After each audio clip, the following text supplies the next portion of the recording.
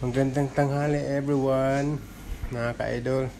Tara, meron na kaming inuumpisahan.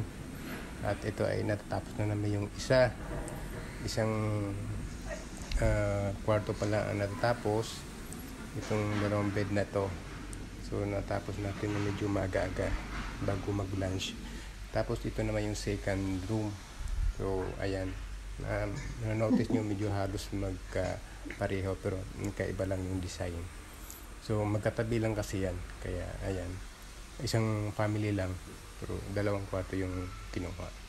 So yun ang ating pang welcome sa ating manalayo pang pinanggalingan, sa ating VIP guest.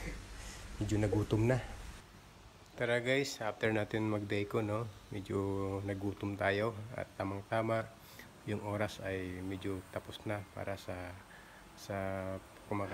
lunch natin. So tara, kain muna tayo.